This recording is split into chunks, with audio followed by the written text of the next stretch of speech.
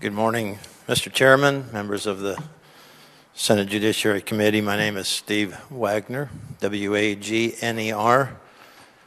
I pastor a small church in Whitehall, Montana, and I'm here to ask your support in this committee and also to urge you to fight for this bill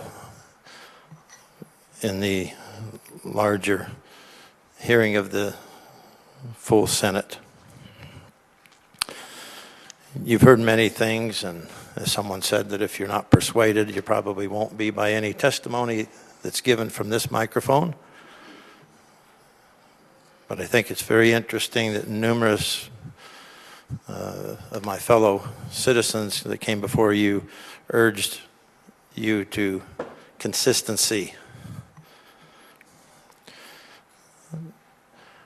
If any of you haven't watched a piece that's going around on the internet, on Facebook, I'd suggest you do. It's a piece of investigative journalism from a TV station in Seattle, KOMO, and it's entitled, "Seattle is Dying." I want to bring a little different perspective of this issue to all of you, because I know you all have an interest, or you should have an interest, in the general health and well-being of our social order and our system of social order. But first, a little history. I'll keep it brief. I had a different life planned out for me when I graduated from high school in 1968 in the suburbs of Denver, Colorado. I walked out of the Catholic church that I was grown up in and was certainly intended to be a cradle-to-grave Catholic, because I was asked to pass out some literature. This was in 1972, because a freshman legislator by the name of Richard D. Lamb had just gotten passed through our Colorado legislature the most lenient abortion bill in the United States at the time. He was also serving at the same time as legal counsel for NARAL. You all know what that is, National Abortion Rights League. They turned around and sued the state of Colorado about as quickly as the governor's signature went on that bill. And that would have been the Roe v. Wade had Roe v. Wade failed.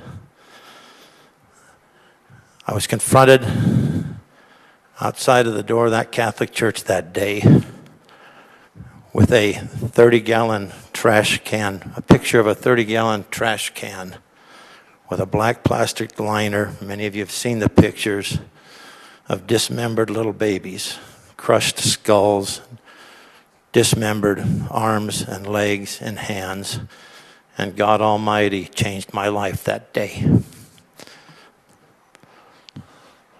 I've done everything in the pro-life movement there is to do except shoot an abortionist,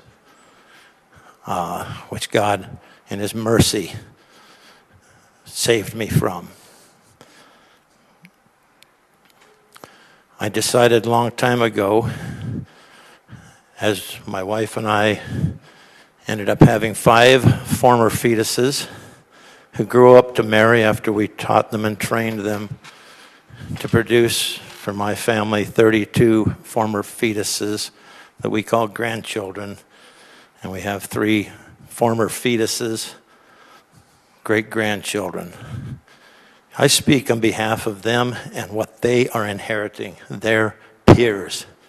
I'm darn near 70 years old, and I probably won't be around to see the end of this little disaster. But I watched that piece about Seattle dying. A few days earlier, I read in the paper with disappointment a report that Senator Sands wanted to tried to Mr. get. Chairman, No, I it's not object to mentioned. any reference No. to individuals. No names. Okay, Yeah. about an effort to try to get ahead of the medical marijuana and the marijuana issue. Well, I'm from Colorado, and I was saddened to see that that didn't go. But And this Mr. is Chairman, let's stick to the bill. the issue before you today, the personhood of human beings from conception to natural death is a large piece of a much bigger picture. What I'm referring to is the destruction of a society.